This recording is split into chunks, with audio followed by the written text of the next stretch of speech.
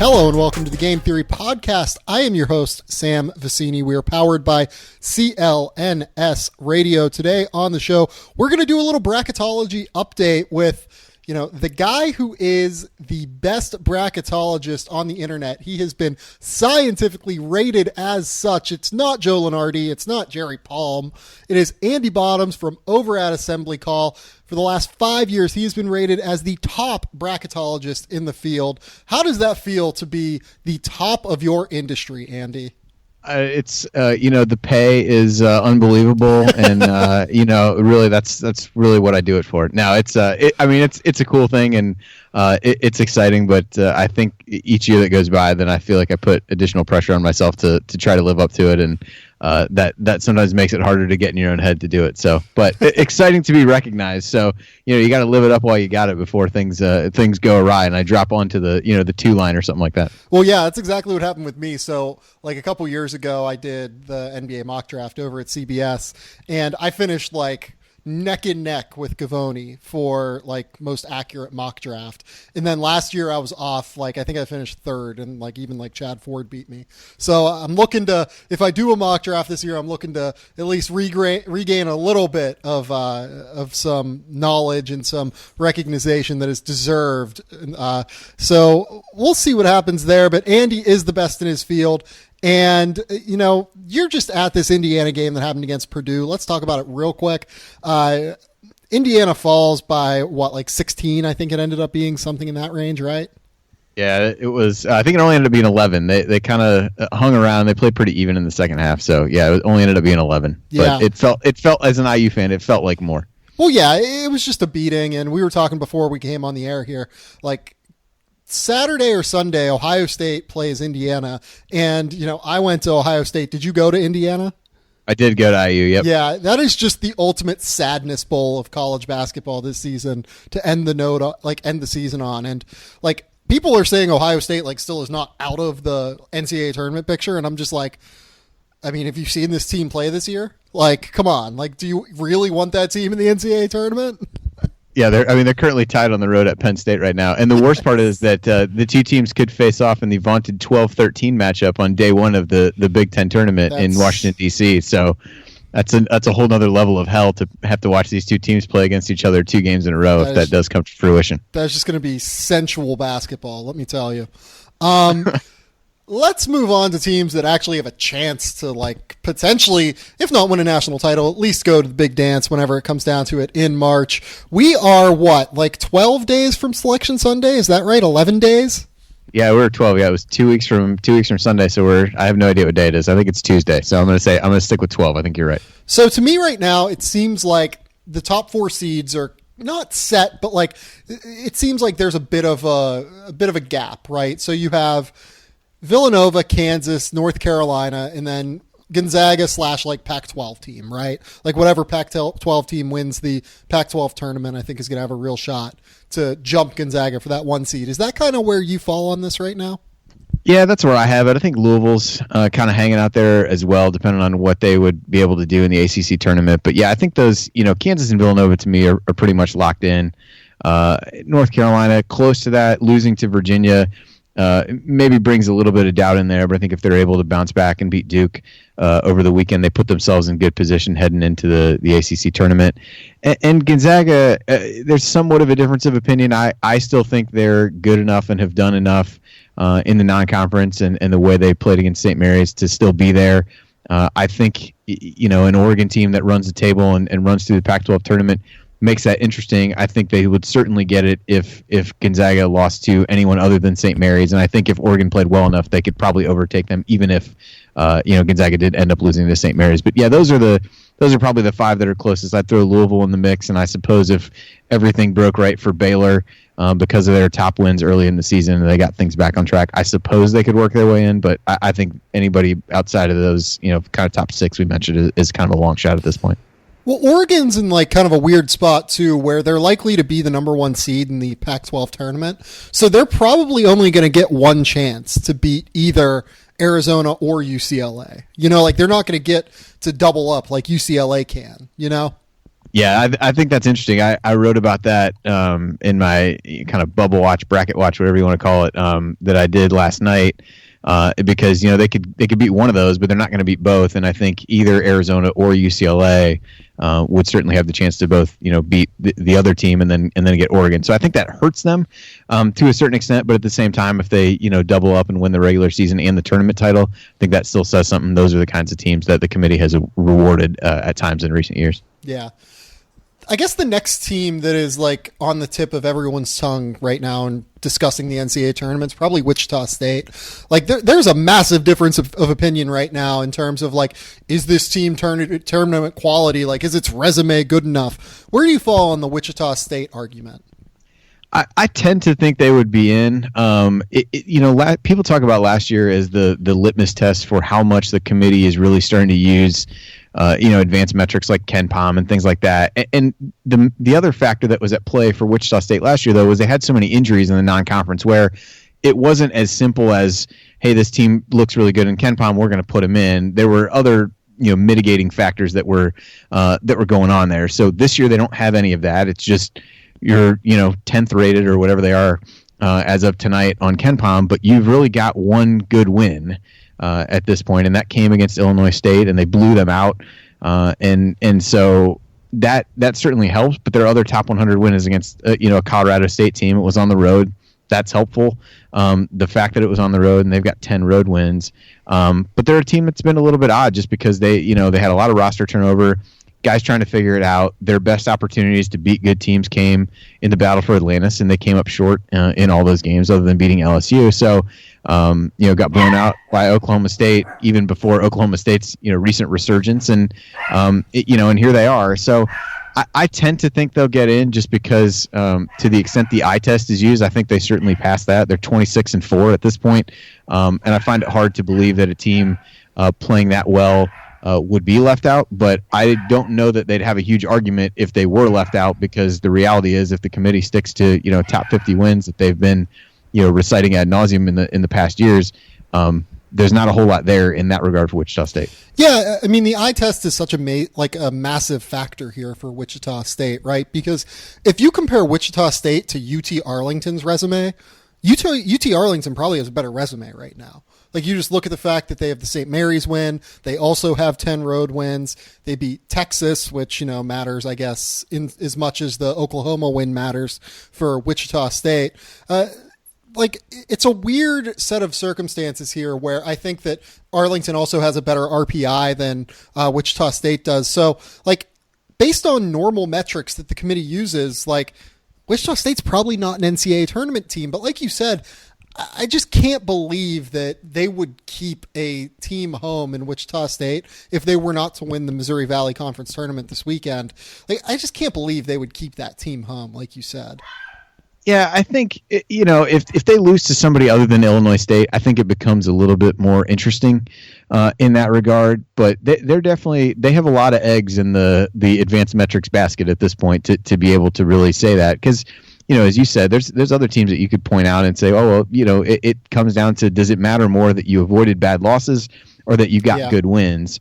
And they're kind of the poster child for some of that argument. I mean, it's no different than, a team like Cal as an example. They haven't really beaten anybody either. But I think in large part they're, end up being projected as in by a lot of people because they haven't totally stubbed their toe. Although, you could argue they've certainly had a couple losses to non-tournament level teams. So it's an interesting one. I think based on how weak some of the resumes of the major conference teams are, I think that helps them a little bit, and I think it helps Illinois State. But I think of the two, Wichita State has the better at-large case. So if the Valley wants to get two, I guess they need Illinois State to beat Wichita State in the final, and hope those advanced numbers carry the day for Wichita. Yeah, and you kind of mentioned what I was going to ask you next. Where do you fall on this idea of it being a weak bubble this year? I've been telling everyone that I think this is the weakest bubble I can remember. And, the argument back is oh, they say this every year. It's the weakest bubble every year. But this year, to me, it genuinely seems like, in terms of just the quality of resume, I think team quality wise, the teams that are going to be in this tournament are going to be no different than past years. I think that the Cal team that you just mentioned, that team's a really talented team. but just based on resumes in terms of what teams have done, this to me strikes me at least as the weakest bubble that like I can remember looking at. Does that kind of hold for you? It does feel that way, although you could probably find people who, like you said, asked me the same question last year and I gave the same answer. So maybe that's not true. But I think, as I was going through projections for this week, I mean, I'm midway through even some of the 9 seeds. I was like, this team's not that great. Certainly midway through the 10 line. And you've still got, 6, 8, 10 at-large teams to pick through at that point. And I think that is somewhat telling. And I think the other thing for me is I have, maybe more so this year than others, found it far easier to find reasons to exclude teams than reasons to include them. Which I think is telling in the sense of, some of these teams have, so many bad losses, and even teams that you look at and think are good. So like Cal, even like a Wake Forest, insert ACC team here, where you'd say, this team I believe is really one of the best, at-large teams in the country, but you have a hell of a time justifying it based on what they've done, because eventually you get so many cracks at beating good teams and you just can't do it, or you can't do it with any regularity. To me, I don't know that you can reward that. And so it just comes down to the, what the committee is trying to accomplish in terms of, most deserving versus most accomplished. And those are the kinds of things they want to try to bring other metrics into in the future. That isn't the case this year. And you got a lot of teams in the 13-14 loss range, which historically has been, kind of a death sentence of getting in the tournament that, I think a team like that, maybe even 2, will end up making it this year just because there's not a compelling case otherwise. Yeah, I mean, the key to all of this is that, and it's something that Jeff Eisenberg wrote up at Yahoo this week, it's that, and I think we even talked about this when I went on your show in January, like the A10, the AAC, the Mountain West, the Missouri Valley, those mid-level leagues, they just aren't quality this year. I mean, the AAC is going to get 2 teams in. The A10 is probably going to get 2 teams in. The Mountain West has no chance of getting more than 1 team in, I don't think. The Missouri Valley probably only going to get 1, could potentially get 2 if Illinois State wins. It's just those mid-level leagues have created such a chasm to where we're talking about these high major teams where, Clemson was not out of it until this weekend probably. And if they went on an ACC tournament run, they might be right back in it. Like, it's a weird set of circumstances this year, I feel like, right? Yeah, there definitely are just not. Certainly, those leagues, as you mentioned, are down. With UConn really struggling, that hurts the American. They've only got a handful of programs that they really can hang their hat on to be good year in and year out. And when one of those falls off, I think they really struggle. Temple, Memphis, or other teams there that have been. Traditionally good here and there. Yep. Neither one of those teams is going to get in. So it's not a league that can afford to have multiple of those teams that they kind of expect to carry the day from a basketball perspective, not be very good. And so that's definitely happened. Houston, I suppose, is on the periphery there, but if they lose to Cincinnati on Thursday this week, I think they have to win the tournament, which is not something I would foresee them doing. And the A10, as you said, maybe Rhode Island works their way in that mix. I actually had them in this week almost inexplicably as I kind of looked through the rest of the teams. And so, but there's really only 3 teams in contention there. The Mountain West, as you said, Nevada doesn't have a strong at-large case at all, and they're really the only team that would even come close to having one. And then, usually there's a team or 2 here and there from the other conferences that really sticks out, and you'd say, hey, this team could get in. I think Middle Tennessee is the most likely of those teams now, and I think had they not dropped that game at UTEP, I think they would be in even better position. But yep. As it stands, I think they're in fairly good shape should they get to the Conference USA final. And UT Arlington, I think had they dropped maybe 1 or 2 fewer games, one of those came without Kevin Hervey, so I think that matters to a certain extent for them. But yeah, they're just the overall mid-major pool and some of these other conferences are really poor. And you've got to get those bids from somewhere. And so I know now a lot of people are questioning, where should those come from? Some of these mid-major teams should get a chance. And I tend to agree with that on a personal level. I just don't know that that's a precedent that the committee has set in the past, and I'm not sure that that's going to change a whole lot this year.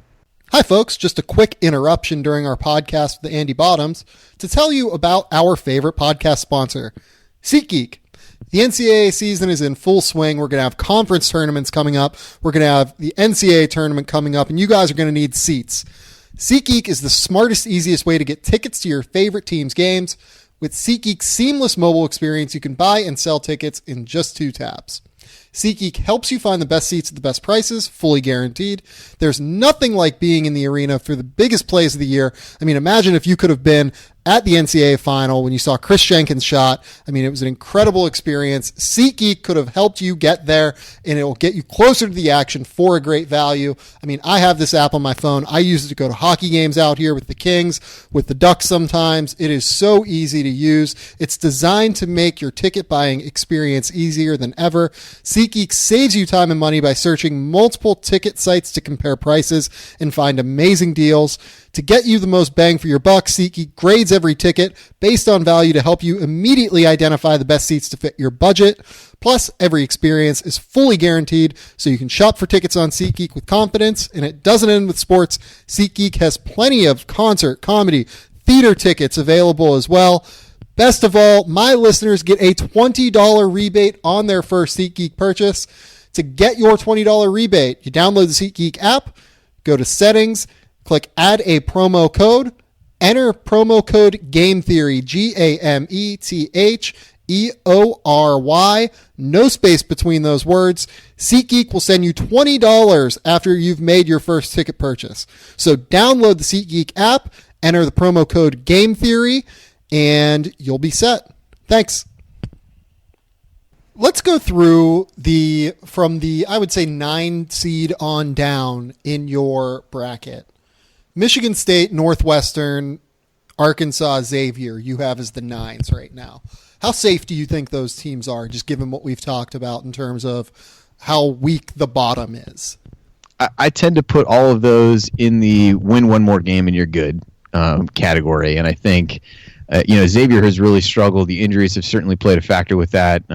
Sumner's injury is not changing, but at least, Trevon Blewett appears to be back at this point. They've got a game at DePaul to close out the season. They play Marquette at home this week before that. I think if they win one of those, they're good. Arkansas, I would say the same thing. They go to Florida and play Georgia at home. They've got a weird resume where they haven't lost to anybody in the 51 to 100 range, so they end up with a pretty good top 100 record, which I think will play well for them.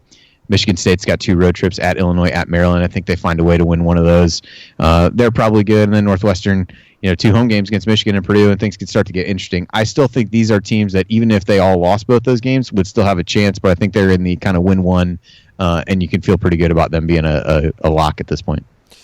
Your 10 seeds, Wichita State, we've already talked about. But you have Providence, Marquette, VCU. How precarious is it for those teams? Providence is a weird one. They did win tonight against DePaul, so they should be in pretty good shape. I mean, they got a chance to get to 10-8, I think, in the Big East.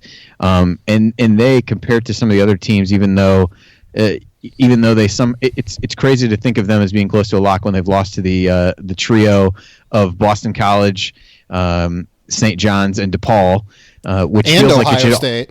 Yeah, which feels like it should automatically exclude you from inclusion in the tournament. But here we are. But they have a winning record against the top 106, top 50 wins, at least as of yesterday. So I think if they can avoid stubbing their toe at St. John's, I think they're in reasonably good shape. Marquette's strength of schedule is not a great thing for them. And a lot of these Big East teams that we'll talk about in here have picked up a number of their quote unquote quality wins in the post Mo Watson, post Edmund Sumner era. And so even Seton Hall, they beat South Carolina when Thornwell was still out. So it's like, yeah, you might have 3 top 25 wins, but you didn't beat any of those teams when they were actually good. So a lot of other things for the committee to factor in. I think Seton Hall is the one of those I think that's benefited the most from that. But I think each of Marquette, Providence, and Seton Hall have all won against Xavier and Creighton after those injuries. But Marquette's got the Villanova win. That certainly helps. Strength of schedule is the one that really hurts them. So I think if they can, I don't know that they need to win both those games, but probably win a couple more games from here on out, either regular season or Big Ten tournament or Big East tournament rather. But those were the 2, the Marquette and Providence ones are the ones that I felt when I kind of said halfway through the 10 line, you're like, I don't really know who deserves to be on this line. Those are the two that kind of started that for me. I think VCU is probably okay as long as they split. They play at Dayton this week and then host George Mason. I think if they get one of those, they should probably be okay. And then Wichita, we beat into the ground already. Yeah, VCU's in kind of a weird situation where if you look at their losses, they have lost to a Georgia Tech team where the bottom's kind of fallen out a little bit, not like terribly, but not a disaster either. An Illinois team that is inexplicably also on the bubble now, and a Fordham team and a Davidson team that are just not good this year. So, I guess, how do you value their real, they only really have one quality win to me, and maybe two because they beat Dayton as well, but they have one quality win in Middle Tennessee State, right? Yeah, they beat Dayton in Middle Tennessee, and that's really what they've been able to do. I think some of their losses, obviously the Fordham game is crazy. They lost a 2-point game in overtime. The Davidson one was a 6-point game. Georgia Tech was a 3-point game.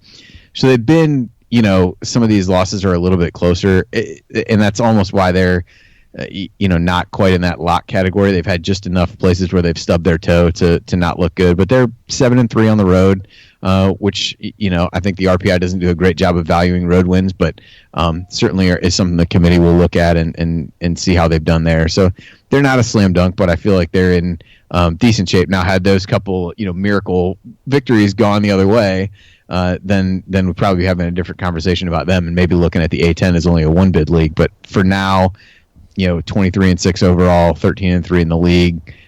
Tend to feel like they'll be okay, even if they lose at Dayton. I think as long as they can beat George Mason at home, kind of avoid that loss, and maybe win a game in the A10 tournament, we'll probably be okay. But they're, I guess, safer at this point for me than the Marquettes and Providences of the world. So on the 11 line, you have Syracuse, Middle Tennessee, Rhode Island, Seton Hall, and USC. Rhode Island, Seton Hall are obviously your, playing games in the Final Four in.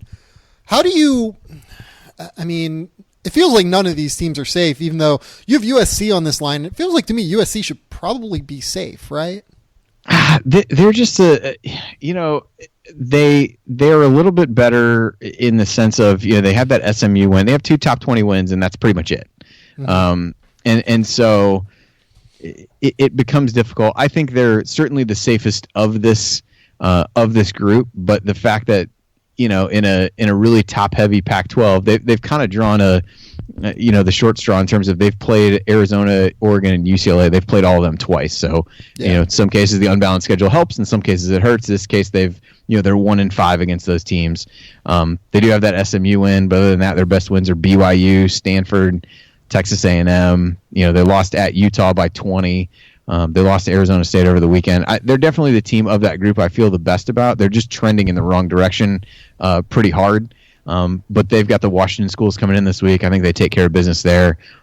They should feel okay out of that group. And then everybody else here to me is just a complete crapshoot at this point as to what you really think.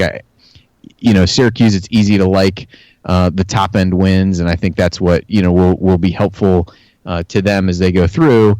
But they also have struggled away from home, and I think that becomes a factor. We talked about road wins. They're 2-10 in road and neutral games. They've lost to they lost to St. John's. They lost at Boston College by 15. And so they're one of these teams that they've got a lot of good high-end wins. They've also gotten a ton of cracks at good teams. But I also find it hard to believe that given, every question that they asked the committee chair last year, how this team got in or got the seed, top 50 wins was what kept coming out, and they've got 6 of them. And so I think that's where, I think they end up being there. And anybody else, quite honestly, as you start looking at these other teams, Seton Hall I touched on a minute ago, where they've really done some damage against teams after they've sustained injuries. They beat Georgetown tonight, so that certainly helps and maybe moves them out of the first 4 type territory. But Rhode Island, as I already talked about, I really ended up putting them in, but you could put in just about anybody else, and I wouldn't really argue it over them. and I think Vanderbilt's kind of in this. Vanderbilt and Illinois State are the other last couple at-large teams that I had just to kind of jump to the other line. Yep. Vanderbilt came out like gangbusters against Kentucky tonight. They're still up now as we record this, but they've got top 40 wins. They've had some of their better wins have been on the road. Number 1 non-conference strength of schedule. So feels like they're trending in the right direction. And Illinois State, in some ways, just a nod to playing really well in their league. But it's almost that they just have, in some ways, some of these teams have fewer warts than somebody else. But definitely, from my perspective, I'm hoping some of these things sort themselves out as conference tournaments get started, because sitting there, Monday night trying to put this together, I was like, I just don't even know. I just don't want to look at these teams anymore. Yeah, seriously. Like, you're talking about a Vanderbilt team here where how big of a win would this be if they are to hold on against Kentucky? Like you said, we're recording during this game. How big of a win would this be if they can pull this off? Like, would this pull them out of the first 4, or like, does the fact that they have 13 losses just kind of, hold them in that territory the rest of the way here? The 13 losses doesn't help. I think, nobody with over 14 losses has gotten in. I don't want to say ever, but certainly in recent years. I know Jerry Palm has, kind of thrown that stat out a lot recently, and that would, presume they're going to lose in the conference tournament at some point. So that would be loss number 14. And the thing about them is they at least have chances to help themselves this week. A lot of teams, even if you throw Clemson in there, they play NC State and Boston College this week. They can't really help themselves. Vanderbilt goes to Kentucky and hosts Florida. I think a split of those games you'd feel really good about. This would be a huge one for them. Would give them, I think, their 5th top 50 win. They've already won at Florida. So, those are, 2 top 10 road wins in the RPI that I think probably pushes them out of that first 4 territory for the time being. Certainly can't afford to slip up in the SEC tournament, but I think when you look at some of the their better wins have been on the road. Their only sub 100 loss, they only have 1. Now that was a 20-point loss at Missouri, which again could be viewed by some as an automatic disqualifier, and I probably wouldn't argue with it. But I am one of those people. Get teams that lose to Missouri by 20 points out of my life. I know. It's crazy. It's crazy. And you mentioned Illinois. Like, the fact that if you had told me a few weeks ago, even a few days probably, that I would be looking at Illinois as a potential at-large team, I would have said you were crazy. But, here we are. Well, let's talk about Illinois real quick, because Illinois, you have them in your first 4 out. I feel like I saw someone, maybe Stu Mandel, had them in the field today. How? Why? It's in this year, like I said, it's so easy to find reasons to leave teams out. They don't have any sub 100 losses. Their worst losses they've been swept by Penn State, not ideal. They lost at IU in a game where IU was at full strength. That was the only IU game I've actually been to this year. They were at full strength, played pretty well in that game, and they lost to Winthrop, who's a good mid-major team. So those are their 4 worst losses. Now, the flip side of that, and they've got 4 top 50 wins. So I don't mean to, kind of beat top 50 wins into the ground, but that's kind of what's been beaten into us by the committee. Yeah. And so you look at that, and it's like, well, there's nothing absolutely terrible about what they've done. Yeah, there's some not great losses, but compared to losing by 20 points to Missouri, as an example, they didn't do that. And so, they're kind of hanging out in the conversation, even though you watch them, you're like, I don't really know that this team is that good. I think they've benefited a bit from, the unbalanced schedule. They've played, Purdue just once. They've played Wisconsin just once. And so they played Michigan State only once, who they play this week, and they host, I believe, on Wednesday. And so, if they beat Michigan State, they finish the season at Rutgers. A couple more wins in the league, that puts them at 9-9 in the Big Ten and 18 wins overall. And I think they're, certainly in the conversation, which is insane to me. Again, just from, having watched some of these teams play, I probably watch more Big Ten basketball and as healthy as a human being. But as somebody who does an IU postgame show, you kind of have to be up on the competition. But I don't think they're deserving from a quality standpoint, but the resume at this point compared to others that's out there is decent, and that, when we think about why we think the bubble is weak, that's as good of an indictment as any, I guess. Yeah, if they beat Michigan State here and then they handle Rutgers, you're talking about, they'd have, I guess, 19 wins, but I guess they have the one non-Division I win, but you'd have 19 wins, 19-12, 9-9 in the league. Maybe you get a win in the Big Ten tournament.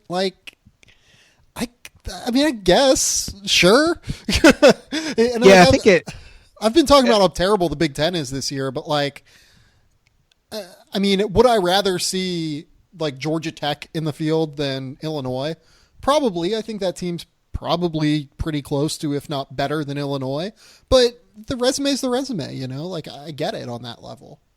Yeah, I think a lot of teams, as you start looking ahead to these conference tournaments, so many leagues are really top heavy, and then you've got a bunch of, kind of middling teams in the middle. And I think what we're going to find with some of these bubble teams is like you're trying not to stub your toe against somebody that you really shouldn't lose to, as opposed to really having a chance in the first, in your first conference tournament game, maybe more so than other years, to actually improve your case. It's just you're trying not to step on the landmine at that point. And I think Illinois is probably, I don't know I have no idea the tie-breaking scenarios at this point in the Big Ten with everybody so jumbled up. But as that sorts itself out, they're likely to play somebody. Maybe they play Penn State again, who they've already lost to twice. Well, I find it hard to believe that you're going to put in a team that's gotten lost 3 times to Penn State in the tournament, and so you're just in these situations where they have so little to gain in these games other than just picking up another win. And I think they're going to probably fall in that category, and a lot of bubble teams are going to be the same way in leagues across the country. Yeah, let's move on to some of your bubble teams here. We just talked about Illinois. Kansas State and TCU in the Big 12 are really interesting to me because they've gone on really bad slides recently. But the Big 10, or Big 12, I'm sorry, you only have 5 teams in out of that league, and it's been considered, some people think it's the strongest league in the country. I think that's crazy. It's the ACC. But, like, what do you think of where Kansas State and TCU stand at this stage? Like, do you think that they can do enough to get into the field, even though they're sliding just terribly right now? It's interesting. If you ask me what teams I actually thought, kind of resume aside, would deserve to be there, I'd probably put Kansas State in that category. They've played really well against some good teams, had some odd calls go against them. And so, but the reality is at this point, they have some really good wins and nothing else. So they won, they've got road wins at Baylor, at Oklahoma State, both of which could end up being, they're already top 30 RPI wins, probably could end up being top 25 wins by the end of the year, and they beat West Virginia at home. The problem becomes their next best win was at Colorado State, and they're 4-10 against the top 100, and then they lost at Texas Tech. They lost at Oklahoma by 30 somehow over the weekend, and so you just kind of look and you say they're 11-12 against the top 200 teams in the RPI. Their non-conference strength of schedule is terrible. It's outside the top 200. And so while from a basketball perspective and watching them play, I would tell you that they're, a team that's deserving of getting in. The resume just doesn't show it at this point. Now, some of this could sort itself out when they play each other this week, and so maybe that helps. But TCU's in a similar boat where their only top 50 wins are Illinois State and Iowa State, both at home. They won at Kansas State when they first played in overtime, and other than that, their next best win is against Arkansas State. So they've also lost at Texas Tech, but they're another team that's kind of generally not stubbed their toe. They lost to Auburn at home, but they're 4-11 against the top 100, and I think 10-12 if I'm doing the math correctly here against the top 200. It's like I find it hard to believe that a lot of teams are going to get in that are 2 games under 500 against say what you want about the RPI. I would hope it's pretty close to having the best 200 teams in the top 200, and you're below 500 in that. I just find it hard to believe that you deserve to be in at that point. So I think Kansas State, if they can win at TCU, beat Texas Tech in their final conference game, and get to 8-10, I kind of like their case better just because of some of the quality road wins they've got at the top. By the same token, TCU could do the same thing. They've got Kansas State, and then they go to a suddenly frisky Oklahoma team to close out the season, and maybe they can do that. I think that game between the two of them this week is one of the bigger games from a bubble perspective that we've got as we move forward. Texas Tech is sitting at 17-12 right now. They have wins over West Virginia and Baylor. Any chance there, or just does the non-conference strength of schedule just kind of hold them back? Yeah, I mean, non-conference strength of schedule, they're, at least what I'm looking at, 333rd out of 351 teams. Ken Palm has them dead last. That's not great. Not great. I mean, they're 101 in the RPI. I think that the highest RPI somebody's been to get in is in maybe the low 70s in the last handful of years. So they've got a lot of work last year. Yeah, they've got a lot of work to do. I think before that it was like maybe a New Mexico team or something like that had gotten in. So, yeah, I just find it hard to believe that they can do enough at that point. And again, it's kind of funny, they've beaten, like you said, Baylor, West Virginia, a couple really good wins, but as a fan of a team who beat Kansas and North Carolina is not going to make the tournament, I can relate to having a couple moments of glory followed by a season largely consisting of getting punched in the stomach. In terms of the ACC, you have Wake Forest out, which just saddens me terribly. I love this Wake Forest team so much. Well, the good news for them is they've got chances to improve their case. We kind of talked about that with Vanderbilt. They're another team. They host Louisville on Wednesday, and then they play at Virginia Tech. I think they, they've played in enough close games. I think they could win both those games, and if they do, then that really, rounds out their resume a bit more. But they're another one of those teams that, to me, is in that, you're 1-9 against the top 50. If you gave a whole bunch of other teams 10 cracks at top 50 teams, could they do better than that? Mm-hmm. And so 6-12 against the top 100, but they haven't lost any to anybody outside of that. But really, I mean, you look at wins. They did have that Miami win at home, looks nice. Beat Pitt at home, and then after that, it's at Charleston. They beat Bucknell, at Richmond, Georgia Tech. So there just isn't you've got one win over a surefire tournament team, despite having that many chances to do it. So. I think they, as a basketball team, I like them and think that they would be, one of the best teams, and from an eye test perspective, deserve to get in. But from a resume standpoint, they're lacking. But they, like I said, some of these teams don't have chances to improve their case, and they do. So that's a positive for them if they can take advantage. Yeah, this is kind of an interesting question here too. I mean, Wake Forest and the idea of advanced analytics, like. How much do quality losses come into play here at this stage, do you think? Like, with such a weak bubble, do you think the idea of, maybe this Wake Forest team that has played tough against North Carolina, Duke twice, Syracuse, they lose by 5, Notre Dame was a tight game. They have all of these crazy tight losses where these games could have gone either way. Do you think that could, creep in here? Or have we just not seen enough evidence to even, come close to thinking that could be a possibility? If they would lose both of these games this week and get to that 14 loss mark, you're 2 games over 500.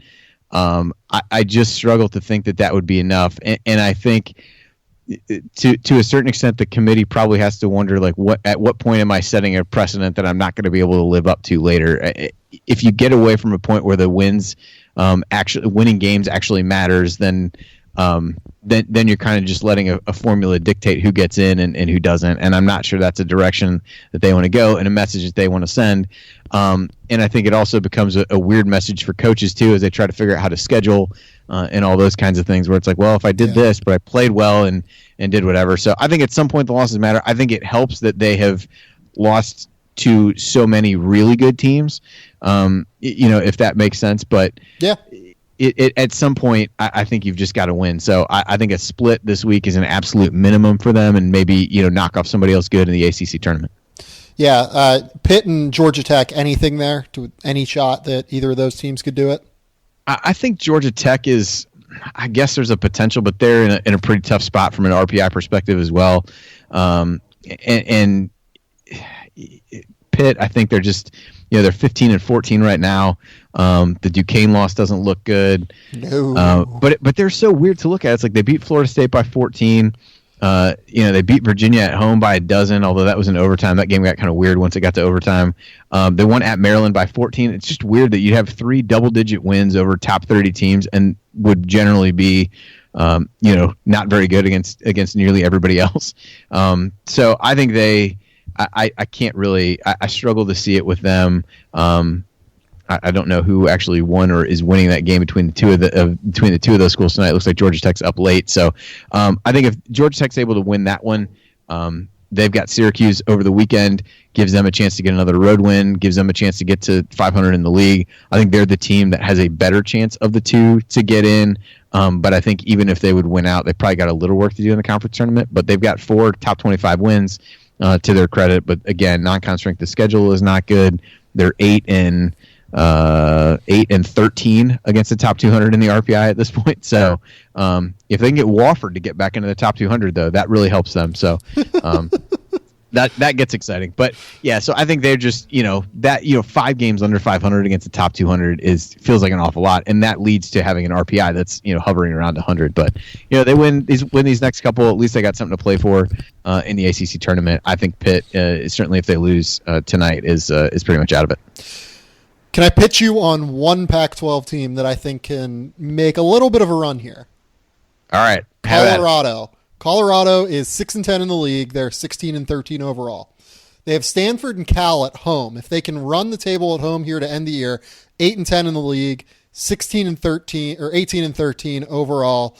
Wins not great, but they do have the Oregon win to at least kind of help them a little bit. And they'll have the Cal win, the Stanford win, which really won't mean anything.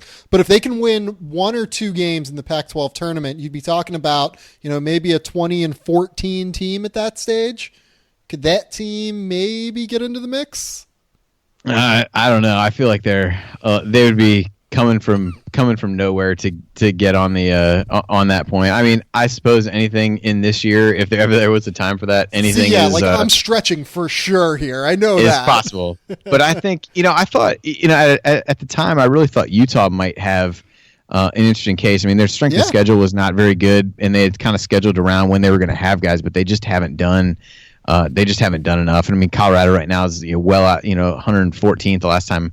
I had the RPI pulled down, so I feel like even beating Cal and Stanford is not going to move them up enough to really get in the mix. They're a team that I think people thought would be a little bit better early in the season, and got out to 0-7 in the Pac-12, kind of Oklahoma State light a little bit in terms of getting off to a really really poor start. Have played better, but if you really look at it since then, I mean, other than beating Oregon in the league, they really haven't beaten any of the upper echelon teams since that, starting out 0-7. So probably a bridge too far for them. I think the Pac-12's best bet is to get, Cal playing well, get them another quality win, which they, kind of gagged away against Oregon last week. I think they'd have been pretty safe had it not been for that, had they been able to hang on there. And so I think their Pac-12's best bet is that both those teams play well this weekend and then into the conference tournament, and they end up with 5. Yeah, Utah is an interesting one, too, because if Utah ends up winning these last 2 games here, they'll be 20-10, 11-7 in the Pac-12. I mean, on some level, I'm just like, screw you assholes. You didn't coach, or you scheduled Northwest Nazarene and Concordia to start the year. But, I mean, 20-10, 11-7 in a semi-strong league, not a strong league, but I don't know. They could maybe win 2 games in the Pac-12 tournament and get into the mix, right? I don't know. They're 1-9 against the top 100 though, so I hadn't looked at them in a couple weeks. I was like, that's not great. I mean, and they lost at Oregon State, which is another potential non-qualifier. Yep. That's probably the non-qualifier this year, to be honest. I think we do that in the middle of the season. We just make a list of teams. Like if you take some of the worst teams in major conferences and just say, if you lose to any of these teams, I'm sorry, you can't get in. Yeah, no, I'm in on that for sure. All right, the final question I have for you, Andy, is Duke back? I mean, were they ever gone? I mean, I don't know. Duke? It'll be interesting. It'll be interesting to see. You hear everything about them from a seeding perspective, all kidding aside. I don't know if we'll ever really know if Duke is back, to be sure, but from a seeding perspective, there was even, they beat Florida State tonight, and so that certainly helps. I think they've done too much damage. I think a 2 seed is probably the ceiling for them. Mm-hmm. But I'm sure somebody will get on and talk about, well, they had the injuries and Coach K and everything else, and maybe they should be maybe they really could be a 1 seed if they would somehow go on some crazy run here. But I think I think a 3 seed is probably the most likely scenario for them. Yeah. But maybe 2 is the ceiling and 4 is probably the floor. Yeah. Well, Andy, thanks for coming on, man. Do you have anything you want to plug here? I know that you just released this massive bracket over at Assembly Call, so tell the people where they can find your work, where they can find you on social media, everything that you want to let the people know. All right. Well, I have, they can find me on Twitter. I guess we'll start there. It's at Andy Bottoms. And then as far as where to find bracket projections, they can either go to assemblycall.com. There's a bracketology section there, or you can just type bracketology.fm into your browser, and that'll redirect you to the right spot, which would also include the podcast that I do each week. And so Sam has been on a few weeks ago. Had Matt Norlander on for a bit this week, and then this coming week, still working on guests, but we'll look ahead to championship week a little bit there. So doing that each week for the next couple weeks. Bracket projections will be, I'll do, next week starts kind of daily projections as teams get auto bids and things start to get a little crazy. And then I've got a bracket watch post that'll kind of track teams on the bubble. My working title for that was, holy shit, I can't believe we're still talking about this team, but I went with bracket watch instead. But the branding is probably a little bit easier with that. But I think the sentiment that I gave there is probably more of the, and we've touched on a number of those teams tonight. So that's really probably more the reality of it. But yeah, that stuff's all out there, all at Assembly Call or at bracketology.fm. Yeah, and like I said, seriously, Andy is the best in the business. You should go to Assembly Call. You should follow him on Twitter. You should do everything you can to support him. Support Jared over at Assembly Call. This has been the Game Theory Podcast, though. You can find us on iTunes, SoundCloud, Google Play, Stitcher, Android, everywhere that you can get podcasts. Remember, we are sponsored today by SeatGeek, so go buy your tickets on SeatGeek. Remember to put in that code Game Theory, GAMETHEORY, and we're powered by CLNS. So until next time, we'll talk soon. Bye.